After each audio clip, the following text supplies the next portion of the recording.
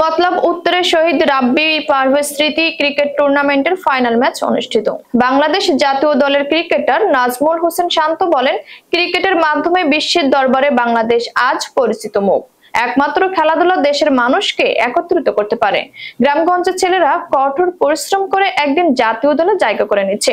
শুক্রবার 1 আগস্ট বিকেলে চাঁদপুরের মতলব উত্তর উপজেলার Dhanagoda Taltali school and college মাঠে জুলাই স্মৃতি স্মরণে শহীদ রাব্বি পারভেজ স্মৃতি ক্রিকেট টুর্নামেন্টের মেগা ফাইনাল। প্রধান অতিথির বক্তব্য দেন ঢাকা মহানগর উত্তর ড্যাব সভাপতি ও চাঁদপুর জেলা বিএনপির সদস্য প্রফেসর ডাক্তার সরকার মাহবুব আহমেদ শামীম।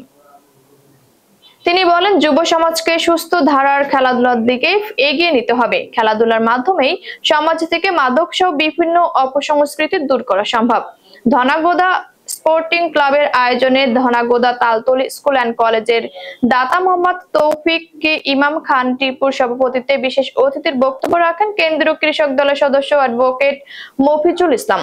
রাজনীতিবিদ মোহাম্মদ জামাল উদ্দিনের সঞ্চালনে সম্মানিত অতিথি হিসেবে উপস্থিত ছিলেন শহীদ রাব্বির পিতা মোহাম্মদ বাবুল পাটোয়ারি ও শহীদ পারভেজ পিতা মোহাম্মদ সবুজ ব্যাপারী। সার্বিক তত্ত্বাবধানে ছিলেন তেজগাঁও কলেজ ছাত্র দলের যুগ্ম আহ্বায়ক হাবিবুর রহমান হাবিব। ফাইনাল খেলায় অংশগ্রহণ করে পূর্ব লালপুর ক্রীড়া সংঘ ও ধনাগোদা উচ্চ বিদ্যালয় প্রাক্তন ছাত্র ফোরাম ক্রিকেট দল। তবে বৃষ্টির কারণে খেলা পরিত্যক্ত ঘোষণা করা হয় এবং উভয় দলকে যৌথভাবে চ্যাম্পিয়ন ঘোষণা করেন আয়োজকরা।